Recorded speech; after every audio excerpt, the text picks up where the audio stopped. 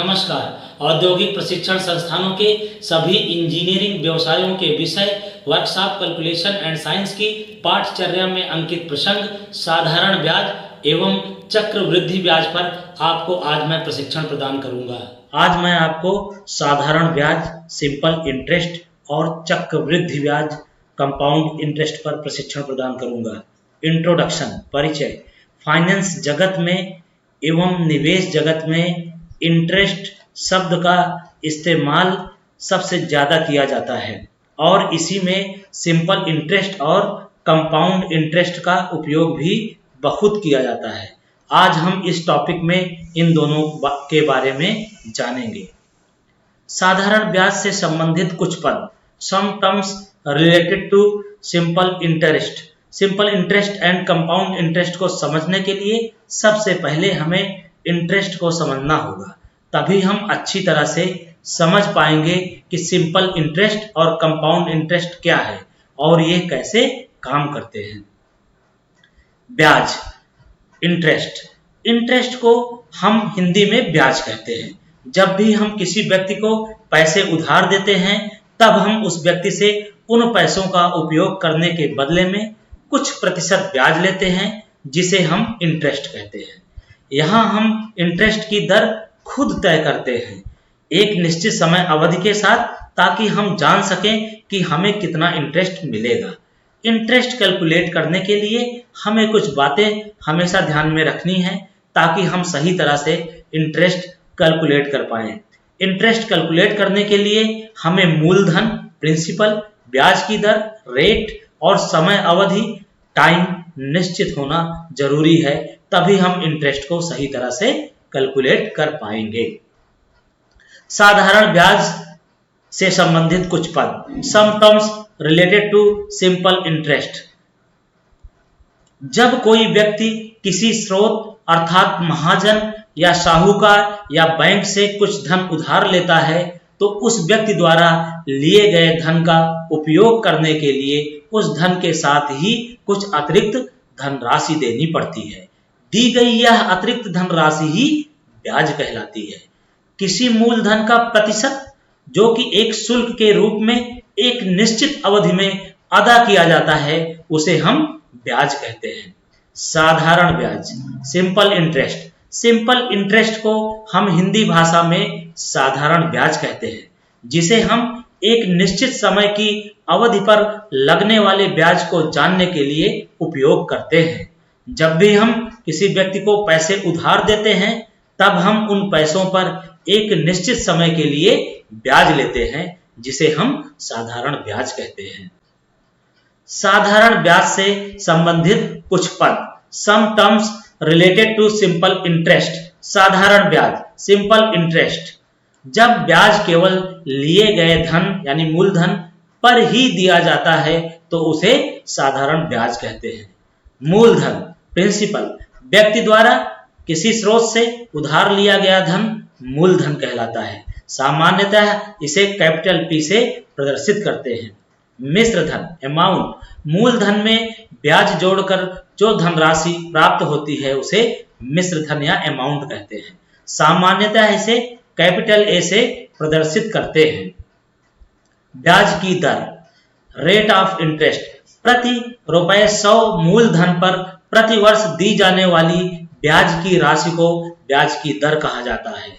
सामान्यतः इसे small are से प्रदर्शित करते हैं। टाइम, समय।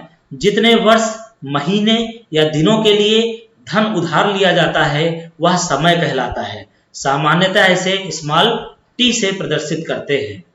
साधारण ब्याज से संबंधित महत्वपूर्ण सूत्र, important formula related to simple interest. पहला फार्मूला है साधारण ब्याज यसाई इज इक्वल टू मूलधन गुणे दर गुणे समय बटा 100।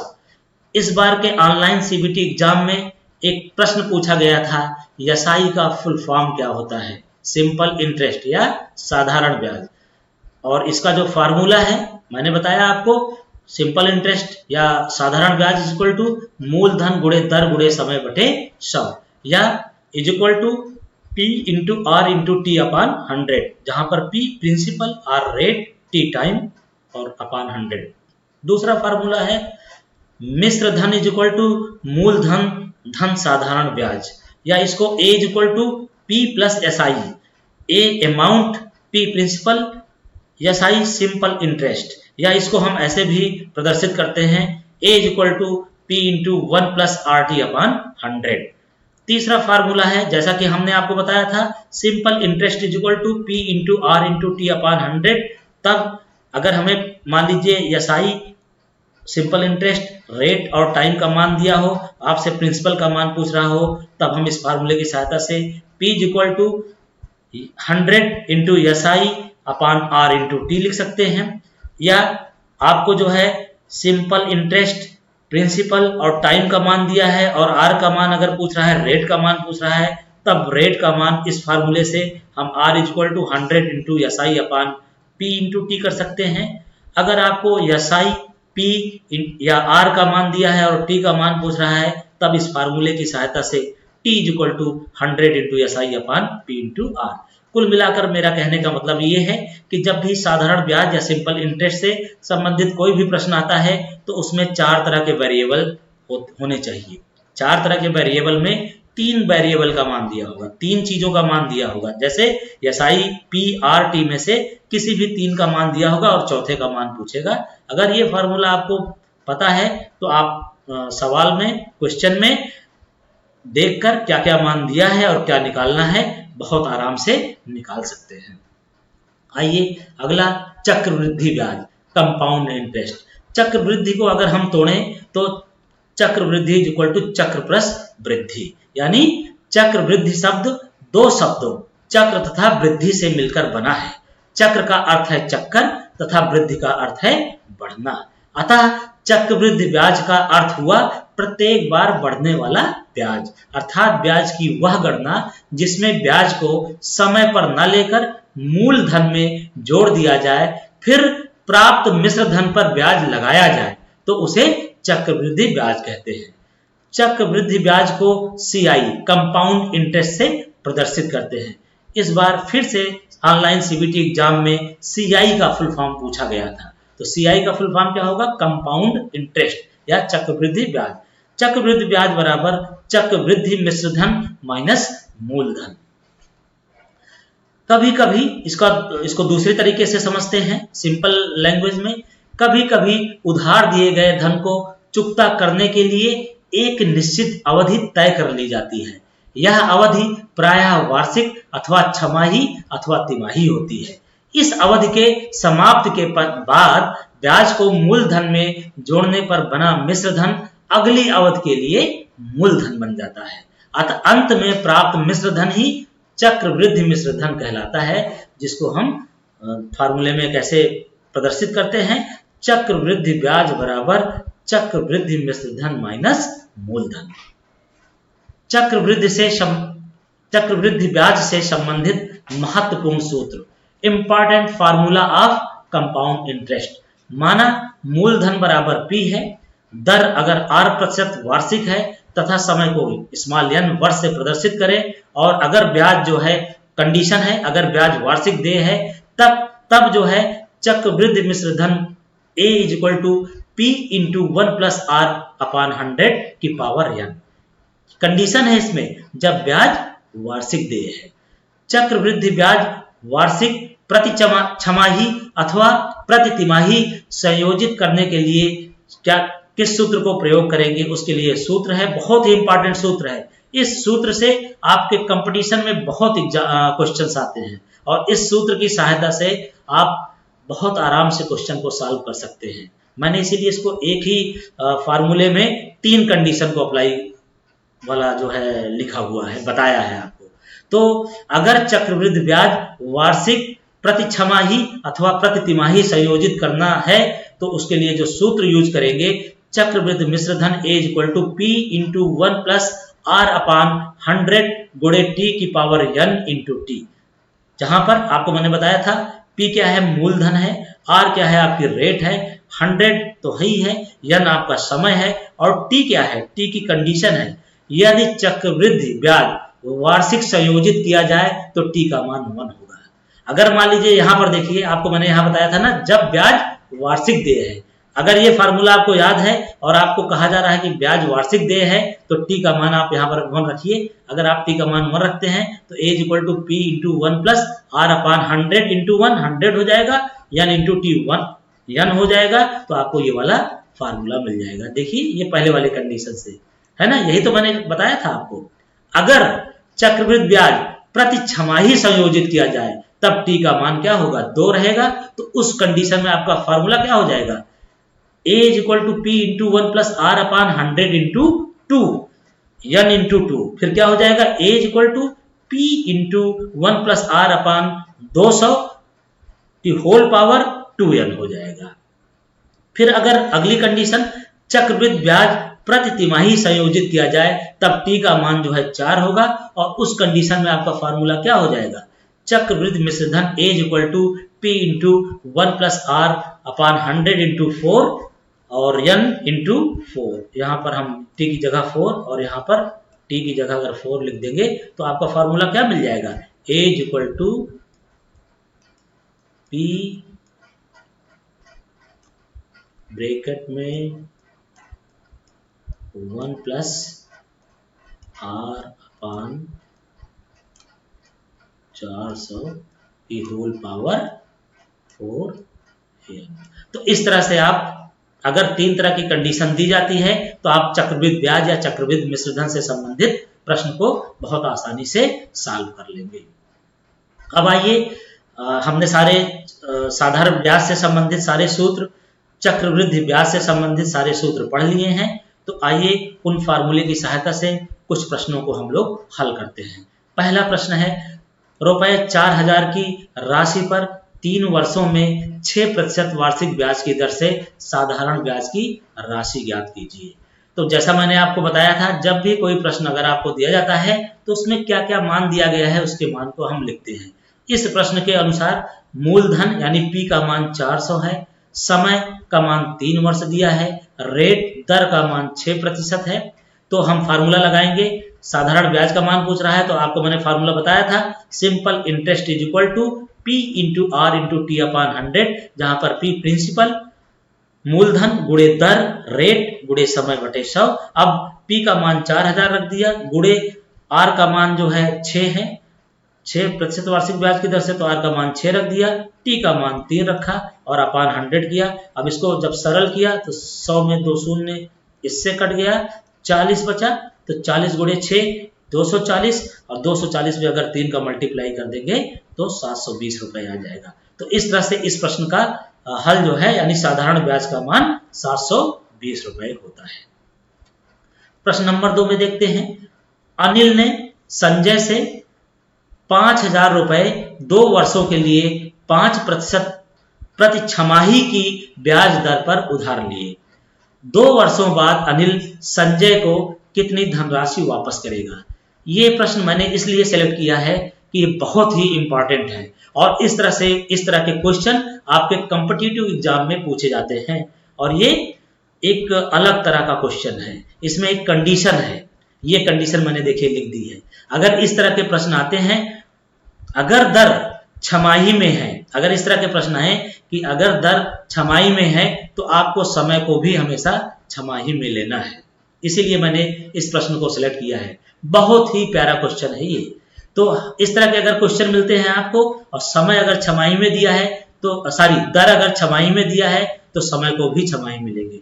अगर दर तिमाही में देता तो आपको समय को भी तिमाही में लेना पड़ता।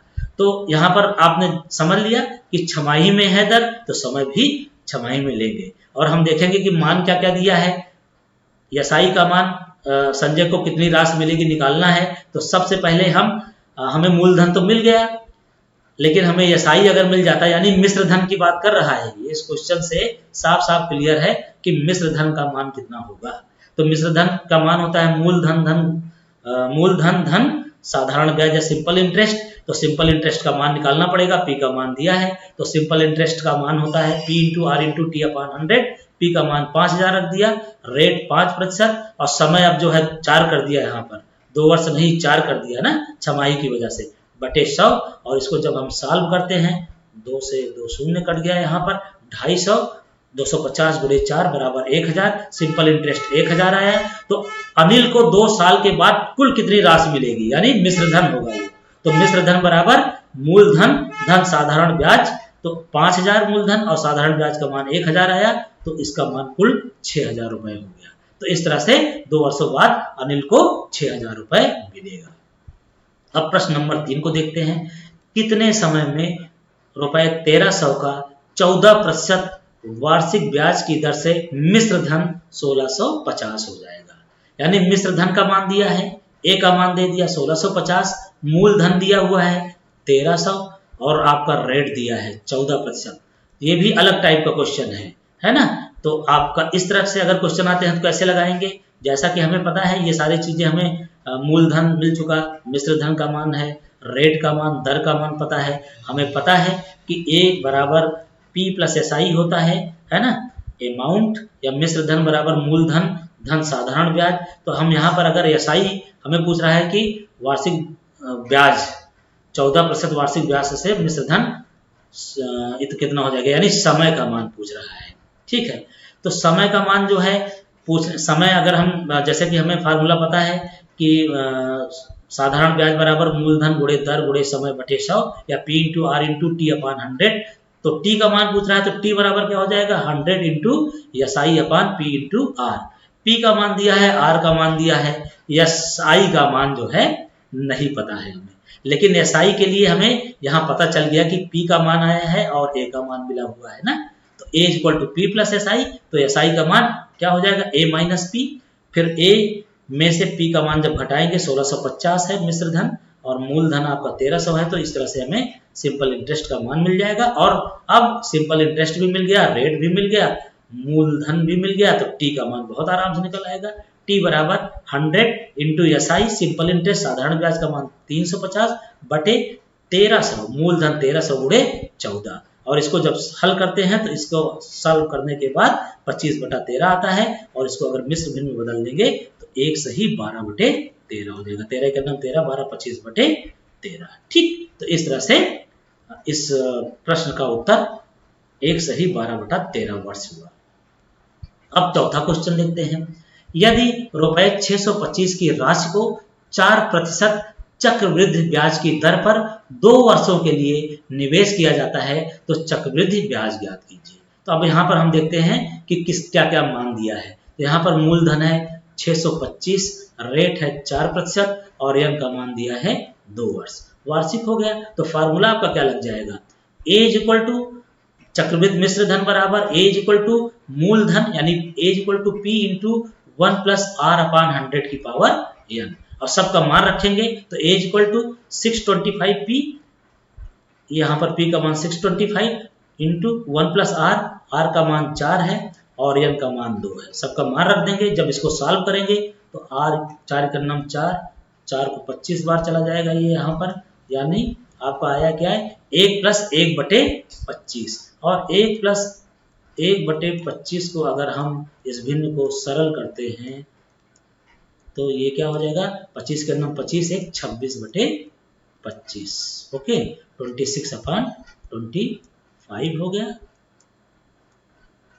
अब यहाँ पर इस ब्रैकेट के अंदर 26/5 एन का मान 2 है, तो 625 इंटू 26/25 का होल स्क्वायर हो जाएगा। फिर इसको जब तोड़ेंगे सरल करेंगे तो 625 गुणे 26/25 गुणे 26/25, तो जब इसको हल करेंगे तो इसका मान 676 मिलता है। तो चक्रवृद्धि ब्याज का मान तो आपको मिल गया, चक्रवृद्धि मिश्र धन का ब्याज मिल गया। तो अब चक्रवृद्धि ब्याज का मान पूछ रहा है, तो आपको मैंने फार्मूला बताया था कि चक्रवृद्धि ब्याज compound interest is equal to चक्रवृद्धि मिश्र धन माइनस मूलधन। तो चक्रवृद्धि मिश्र धन का मान 676 और मूलधन का मान 625 है, तो इसको 676 में 625 को घटाएंगे तो कुल मान है 51 रुपए मिलता है।